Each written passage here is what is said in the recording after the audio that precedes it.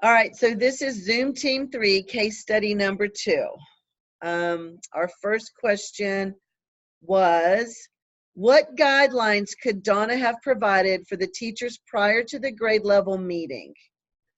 Would you like to share first? Yeah, I'll share first. I said, I'm looking at my phone because I have it on my phone too. That's fun. I said the guidelines Donna could have provided to the teachers prior to the grade level meetings could have been sent in the agenda sooner than 2 days prior to meeting and talking with the most respected teachers. That would be a voice of reason to the other staff in person before sending the agenda.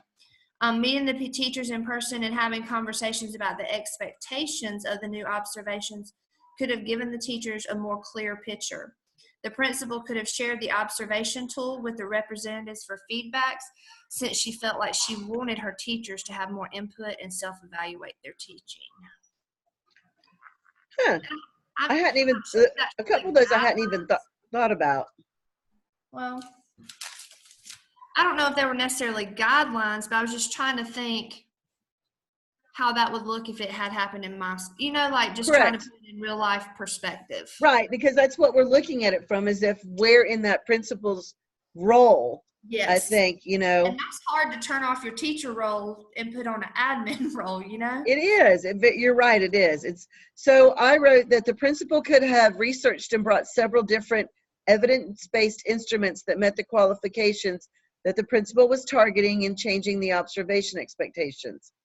The principal could have allowed the original group of teachers to preview the instruments. She could have proposed the idea to have the group of teachers complete informal observations using the instruments. Then the principal could have met with the teachers and discussed which instruments would give the most information in a short amount of time. The principal could have asked each teacher to form a group of classroom teachers, to form a group of the classroom teachers and have them share the instrument idea.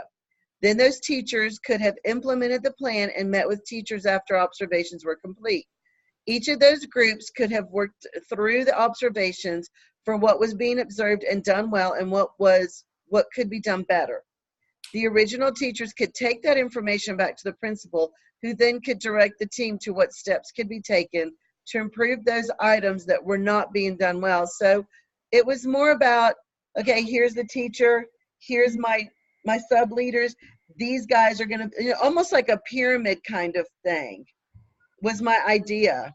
I like that. And, I feel like you kind of hit the nail on the head. I didn't even think about it like that, because I think in the last question, like, how is that principal going to know that the students, well, and in the article it tells you, like, let that be the year that they're trying it and then put it in place for next year.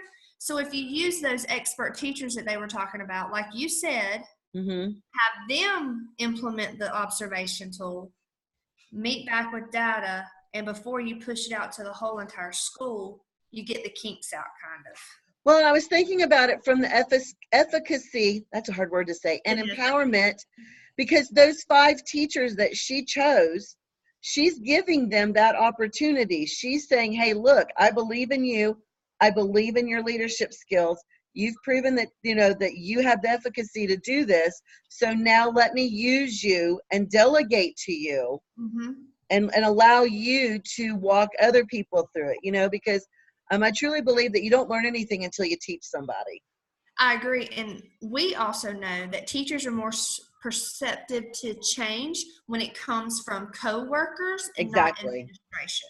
Right. Instead of a top-down kind of deal, you want it to almost be a bottom-up, where they're the ones who are the ones going through it, and it's coming up to you and you're getting that information. But ultimately, you're the one that's going to have to make the decision. Agreed. Sort of like Eisenhower, the buck stops here kind of thing. Yeah, that was perfect. Those were some good points, and I hadn't thought about looking at it. All right, number 2. How could the teacher's final plans be effective for the instructional process?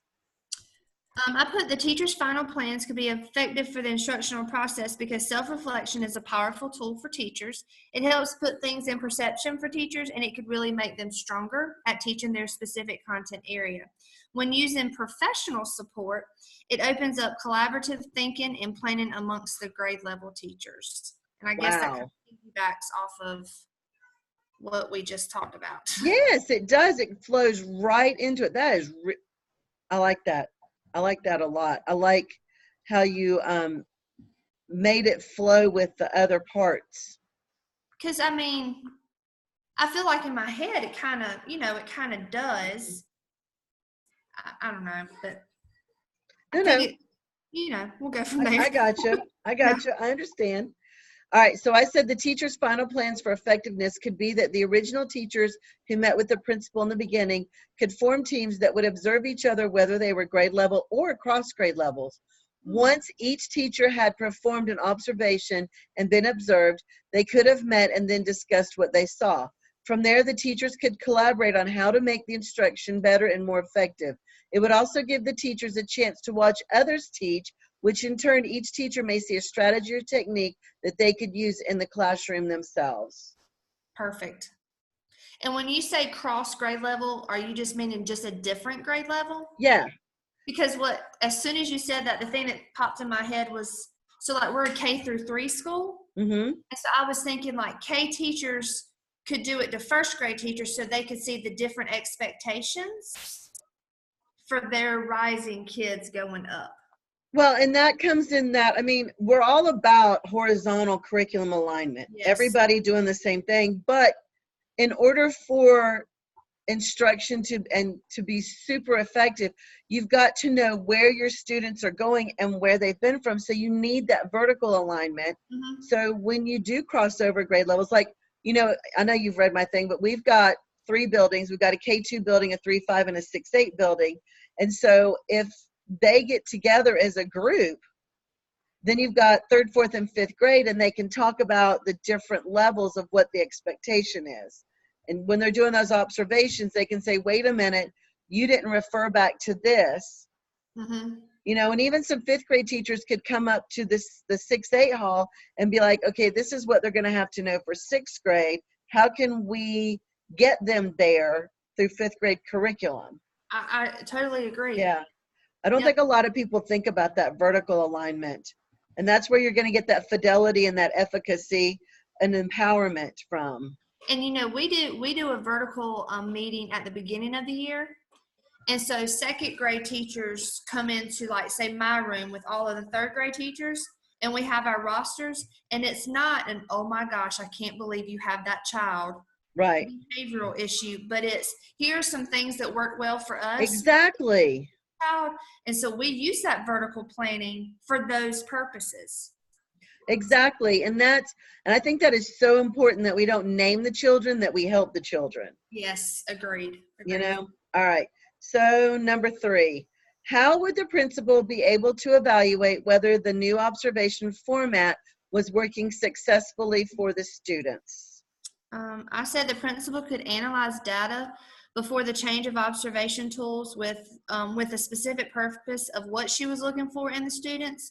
And I just named, like, what were some things that could possibly she look for?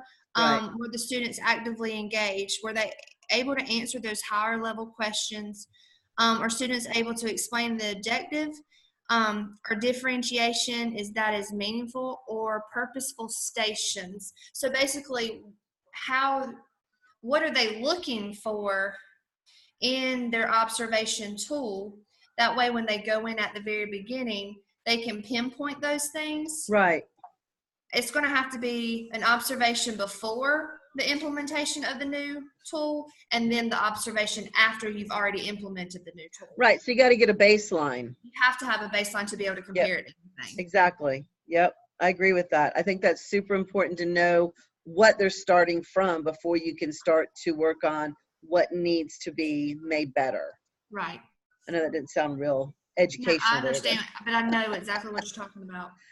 All right, so I said in order for the principal to be able to evaluate whether the new observation format was working successfully or not, she could meet with the original group of teachers and find out what areas the teams are targeting, along with what strategies are being used to target the needed areas.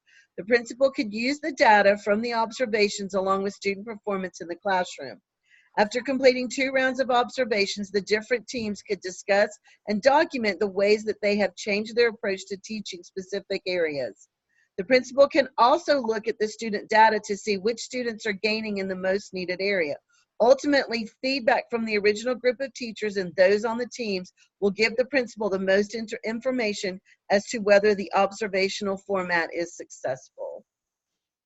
Agree. And I like that you said the 2 rounds of observation.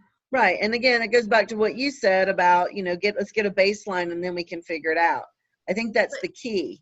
And then we both kind of said it, I get just in our own ways, the Right. areas of targets. You've got to know what you're targeting before Exactly. you ever change the observation tool. Exactly. Yeah. Wow. We were thinking alike. Oh my gosh. That's why we make a good team. All right, I'm going to stop recording now, and then I will send you the link Okay.